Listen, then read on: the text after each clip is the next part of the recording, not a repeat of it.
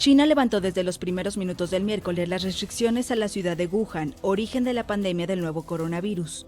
Miles de pasajeros que estuvieron bloqueados desde el 23 de enero en la ciudad china de 11 millones de habitantes acudieron a las estaciones de tren, con la esperanza de reanudar sus trabajos y recuperar la normalidad. El confinamiento de emergencia ha terminado, me siento realmente feliz, ahora podemos ir y caminar. Antes siempre estaba en casa y no había dónde ir a hacer cosas.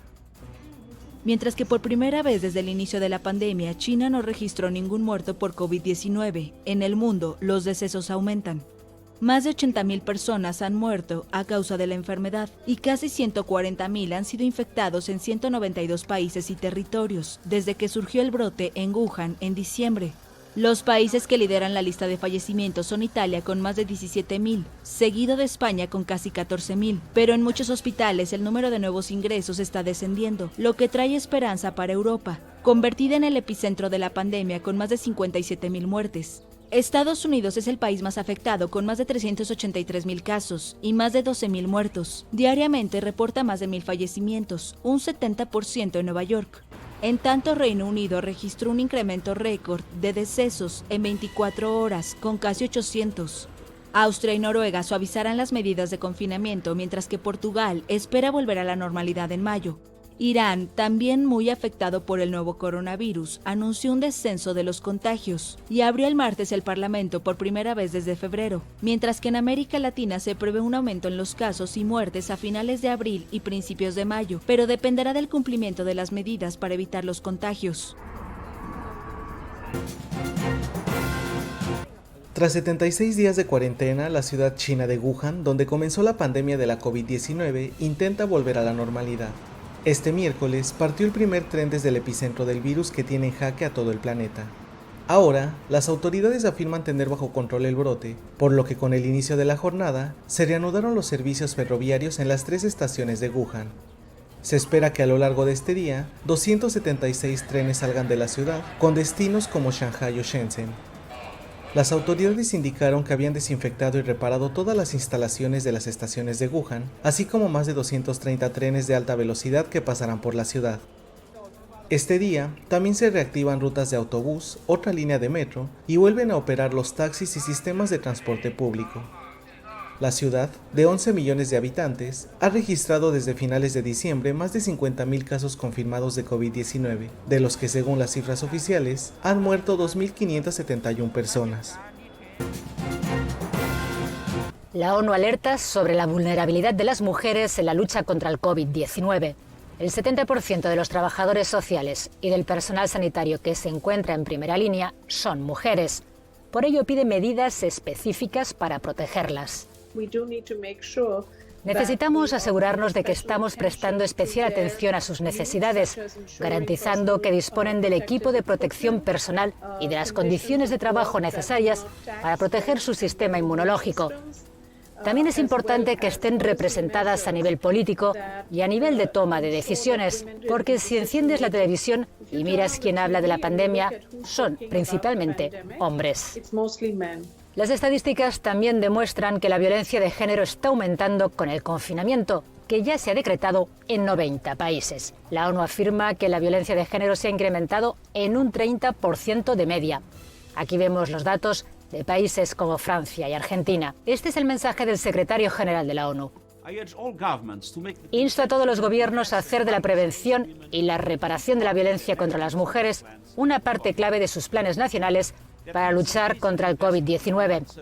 Esto significa aumentar la inversión en los servicios en línea y en las organizaciones de apoyo a las mujeres, asegurarse de que se juzga a los abusadores, instalar sistemas de alerta en las farmacias y los supermercados, considerar los refugios como servicios esenciales y desarrollar medios seguros para que las mujeres puedan buscar ayuda. La ONU también denuncia que el impacto económico de la pandemia afectará más a las mujeres, ya que demasiado a menudo sus trabajos están mal remunerados y son contractualmente precarios. Las estrategias a corto y medio plazo pasan por incluir programas que aumenten la resiliencia de las mujeres frente a las crisis. Lo que necesitamos en este momento es que la Unión Europea permita y se asegure de que los gobiernos puedan invertir en servicios públicos a largo plazo y no se les imponga la austeridad. Lo que necesitamos es asegurarnos de que cuando se diseñen paquetes de estímulo o inversión, estos se basen en la vida real de las personas y en la realidad del trabajo de las mujeres. Por lo tanto, debemos asegurarnos de que la perspectiva de género se incorpora al diseño y al despliegue de estas inversiones y mecanismos de financiación. En los países menos desarrollados, las mujeres también tienen dificultades para dar a luz de forma segura y acceder a servicios de planificación familiar. La pandemia del coronavirus está dejando muestras de solidaridad en todo el mundo y una de ellas tiene el nombre de Alexei Khodorkovsky. Este empresario moscovita, dueño de una hamburguesería, fue uno de los primeros en tender una mano a centenares de inmigrantes, la mayoría de ellos de Asia Central, que se quedaron atrapados en los aeropuertos de Moscú tras el cierre del tráfico aéreo por la COVID-19.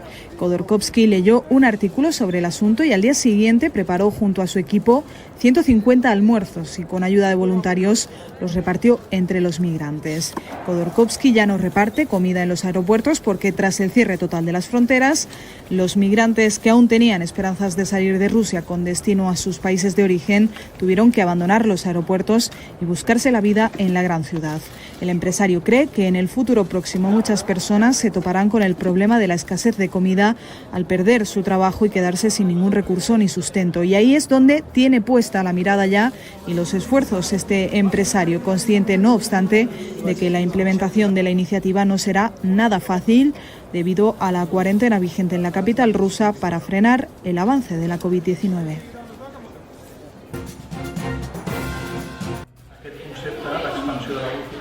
Segundo día consecutivo de aumento de las muertes por coronavirus en España. El número total de fallecidos hoy es de 14.555 personas y los fallecidos registrados en el día de ayer fueron 757.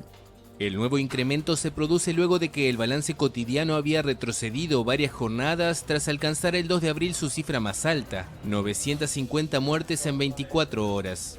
El segundo país más golpeado en el mundo por la pandemia tras Italia también registró en las últimas horas un ligero aumento en el número de casos notificados. Otro de los datos que nos ayudan mucho a ver la evolución de esta epidemia es el número de pacientes dados ya de alta. Hoy son más de 48.000 pacientes dados de alta.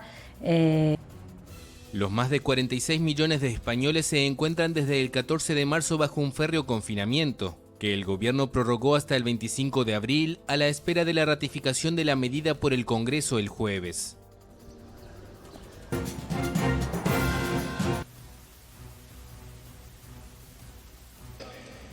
Que la paz del Señor esté con todos vosotros.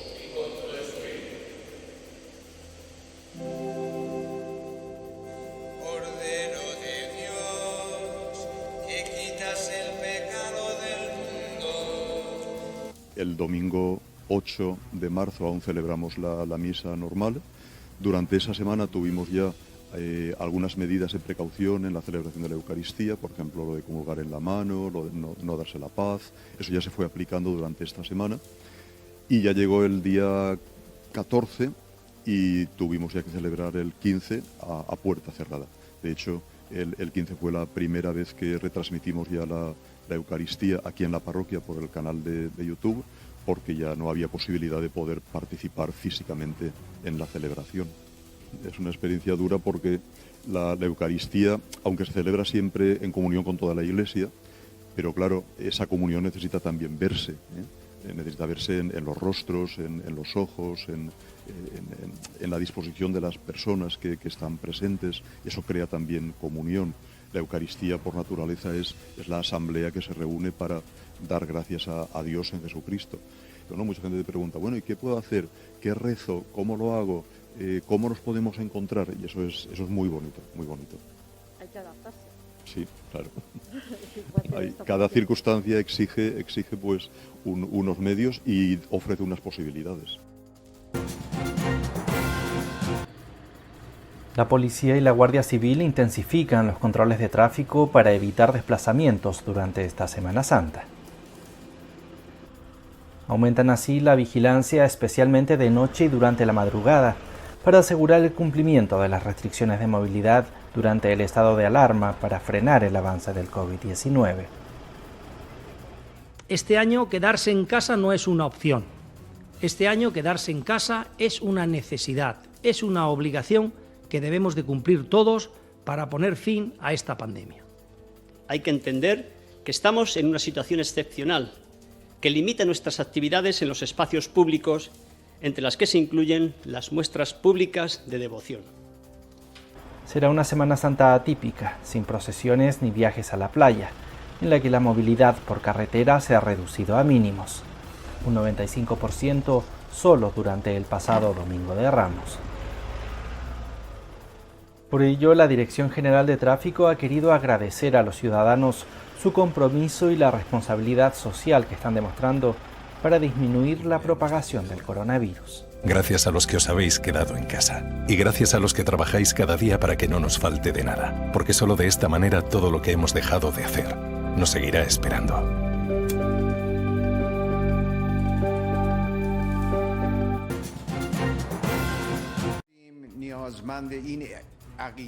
Irán exhortó al Fondo Monetario Internacional a concederle un préstamo de urgencia de $5.000 millones que había pedido para luchar contra la pandemia del nuevo coronavirus. El país está entre los más afectados por la enfermedad. El presidente Hassan Rouhani pidió a las organizaciones internacionales asumir sus responsabilidades y recordó que Irán es un miembro del FMI. Si hubiera discriminación entre Irán y otros para la concesión de créditos, ni nosotros ni la opinión pública general lo tolerarían.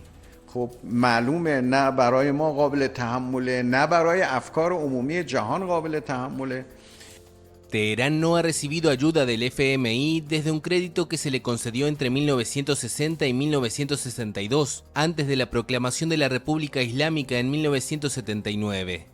El gobierno iraní afirma que el nuevo coronavirus ha matado a más de 3.800 personas y ha infectado a más de 62.500, pero desde el extranjero se cuestionan esos datos oficiales y se barajan estimaciones mucho más elevadas.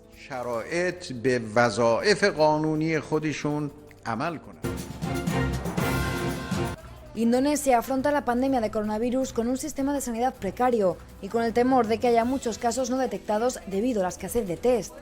El archipiélago es el país asiático con más muertos por el COVID-19 después de China, donde las autoridades ya han confirmado cerca de 2.700 contagios y 221 muertos. Hasta el momento, las autoridades han realizado un total de 11.242 test, lo que supone 42 pruebas por cada millón de habitantes, comparadas con las cerca de 352 por millón realizados en Tailandia, más de 1.600 por millón en Malasia o más de 11.000 por millón en Singapur. Indonesia tiene además carencias sanitarias, y es que según un estudio publicado el pasado enero, el país cuenta con 2,7 camas de cuidados críticos por cada 100.000 habitantes, comparadas con 3,4 en Malasia, 10,4 en Tailandia, 11,4 en Singapur o 28,5 en Taiwán. Aunque el país ha cerrado las fronteras e impuesto medidas para mantener la distancia social, el gobierno indonesio está siendo criticado por haber reaccionado tarde y por no imponer una cuarentena más estricta. También en Francia, las residencias de ancianos han sido puntos de mayor letalidad, lugares de alto riesgo ante una pandemia para la que no estaban preparados ni los residentes ni sus cuidadores. En Francia han muerto hasta ahora 3.237 personas en residencias de ancianos, lo que es casi la mitad de las 7.000 personas de todas las edades fallecidas en hospitales. En algunos hogares de ancianos la situación es dramática. En una de las residencias murieron 30 personas, lo que generó estupor y alarma general. Una familia de un residente presentó una denuncia contra quien fuera responsable de poner en peligro la vida de otros. Aún no tenemos información precisa para entender lo que pasó, pero lo que es seguro es que el virus se ha extendido durante días y semanas, encubierto, por decirlo de alguna manera, antes de la explosión que hemos sufrido de nuevos casos. Para cortarle el paso al COVID-19 entre residentes y cuidadores, el ministro de Sanidad de Francia anunció la aplicación de protocolos de actuación. El objetivo es evaluar a todos los residentes y a todo el personal desde el momento de confirmación de un enfermo de coronavirus en una residencia. Un anuncio que el director de esta residencia ha estado esperando desde hace semanas. En sus 2 centros de la Alta Saboya murieron 30 residentes. Desde el 2 de marzo, por ejemplo, cerramos por completo la residencia a las familias mucho antes de las medidas gubernamentales. Desde el 10 de marzo aislamos el edificio y teníamos máscaras al menos al principio. Todos los profesionales de la salud tenían. Pero hay más problemas. Muchos profesionales de la salud franceses están tentados de ir a trabajar a Suiza, donde los salarios son más altos. La semana pasada tuvimos que pedir ayuda y solidaridad en las redes sociales y a través de los medios, y la solidaridad sanitaria ha funcionado muy bien. Un llamamiento nacional reclutó voluntarios, de médicos jubilados a estudiantes de medicina. 720 médicos retirados se han movilizado contra la pandemia. 1.942 muertos en las últimas 24 horas en Estados Unidos, la cifra más alta desde el inicio de la pandemia. El número total de muertos roza los 13.000. Hay 396.000 casos confirmados. Nueva York, con 731 fallecidos este martes, la peor cifra, suma ya casi 5.500 decesos, muchos más que en el 11S. Creo que aún no podemos percibir los problemas sociales que surgirán de esto. Su impacto de ningún modo subestimará el 11 de septiembre. Se está desarrollando de manera diferente, pero será igualmente devastador para esta ciudad.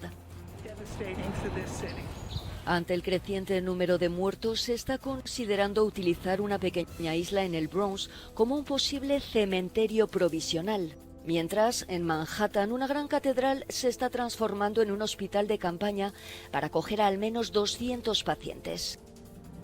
Las bolsas siguen muy pendientes de la crisis del COVID-19. Wall Street cerró con sus índices principales en rojo y pérdidas en el Dow Jones del 0,12%.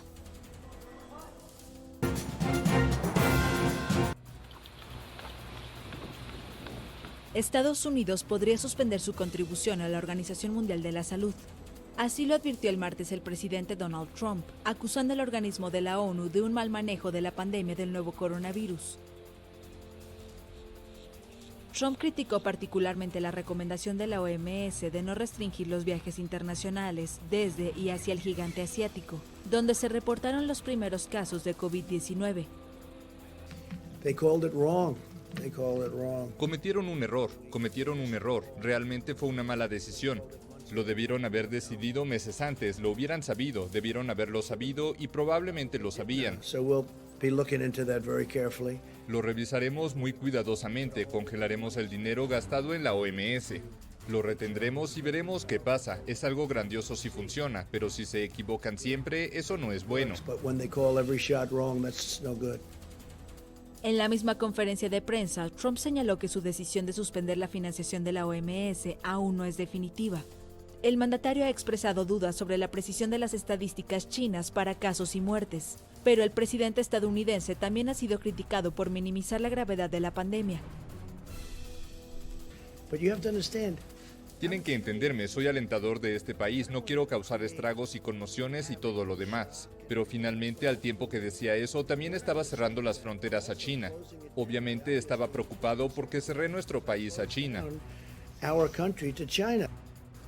El coronavirus deja hasta ahora más de 12.000 muertos en Estados Unidos y cerca de 400.000 contagios. Y Trump anunció que obtendrá 110.000 ventiladores por un periodo corto que se extenderá hasta fines de junio.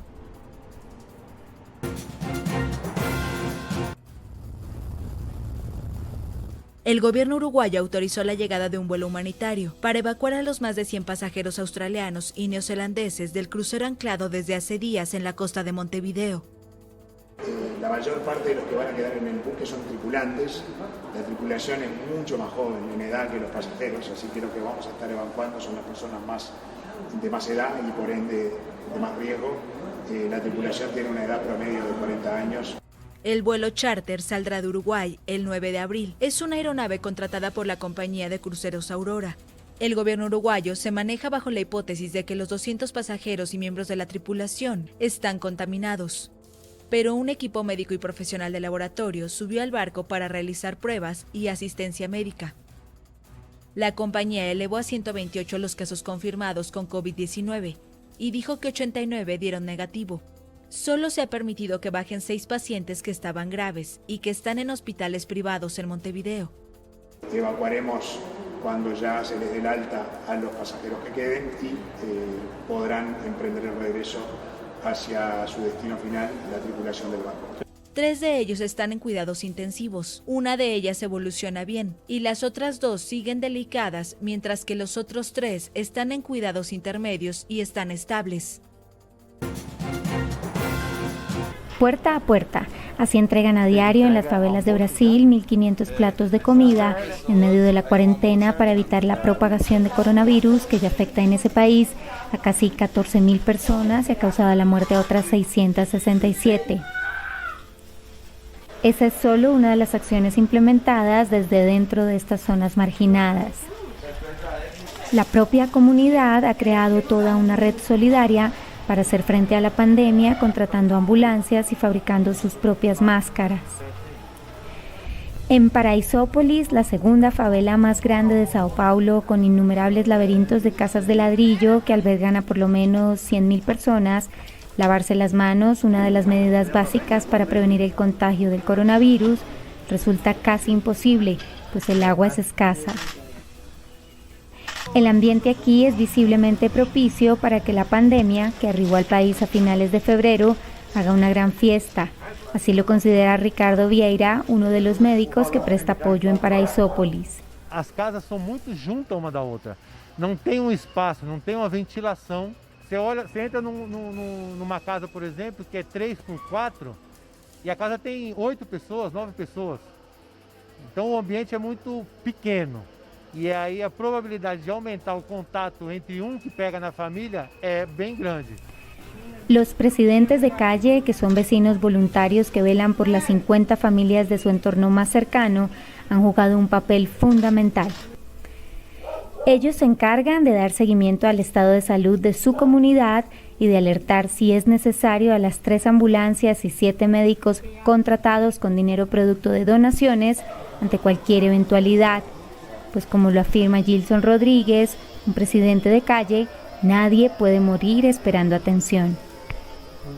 Então a gente decidiu contratar essas ambulâncias porque o serviço do SAMU em Paraisópolis é muito difícil, ele não chega aqui. Então ele demora muito, às vezes não chega. Então no momento de um socorro, de uma emergência, as pessoas vão morrer esperando o SAMU. Esta brigada comunitaria ha detectado en 2 semanas una decena de casos de COVID-19. Ha puesto en cuarentena unas 70 personas y ha constatado la muerte de sospecha del virus de otras 4. Aunque todos conocen los riesgos de contagio, el aislamiento ordenado por el gobierno del estado de Sao Paulo no se cumple a cabalidad, pues muchos consideran que el coronavirus es solo una gripecita, como lo afirmó en televisión abierta el presidente Jair Bolsonaro.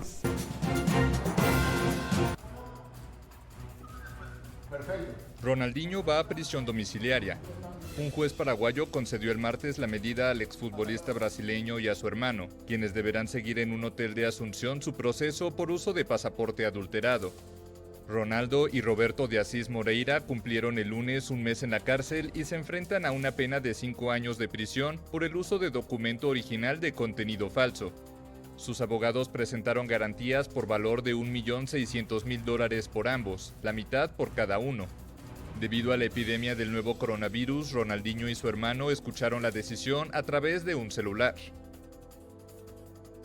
Totalmente, la medida es con custodia policial permanente y con la caución que garantiza el sometimiento al mismo. No. Ronaldinho llegó a Asunción el 4 de marzo, invitado por una fundación que ayuda a niños desamparados. A su arribo al aeropuerto, tanto él como su hermano y un empresario brasileño que los acompañaba exhibieron pasaportes paraguayos reales pero de contenido falso. El campeón del mundo con Brasil en 2002 alegó que los documentos les fueron entregados como un regalo de la empresaria que los invitó a Paraguay, hasta la fecha prófuga. Por la causa fueron imputadas otras 14 personas y forzó la renuncia del director de Migraciones.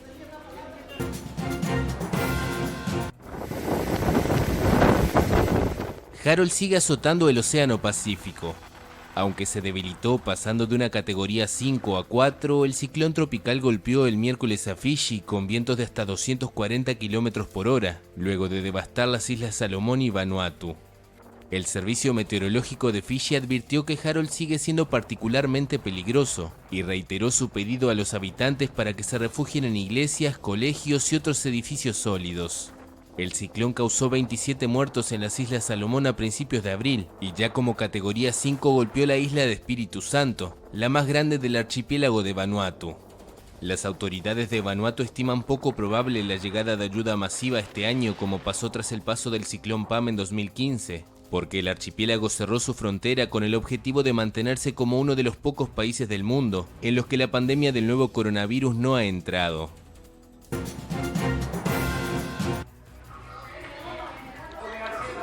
Condena de prisión para Rafael Correa. La Fiscalía de Ecuador condenó el martes al expresidente a 8 años de cárcel por corrupción y le impuso una inhabilitación para ejercer cargos públicos por 25 años. El exmandatario, radicado en Bélgica, afronta una orden de prisión más por otro juicio en marcha.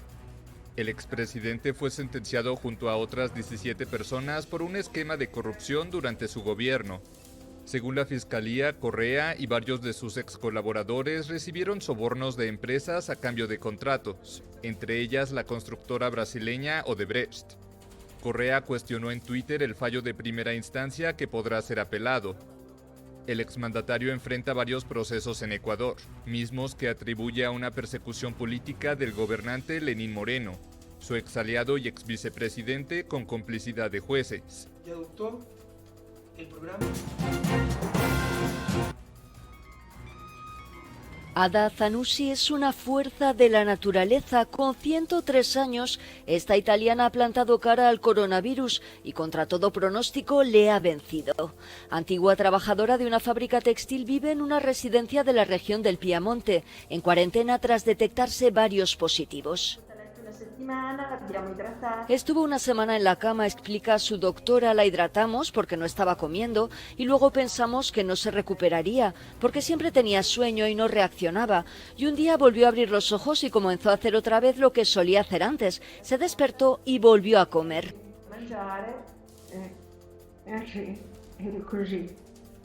Católica practicante, Ada está convencida de que la fe la ayudó a encontrar la fuerza para combatir la enfermedad. Coraje, fuerza y fe han sido sus armas.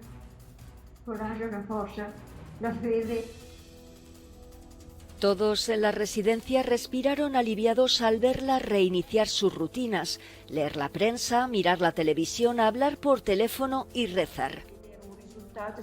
Ver un resultado positivo fue muy gratificante no solo para mí, sino para todas las personas que trabajaron muy duro aquí sin descanso.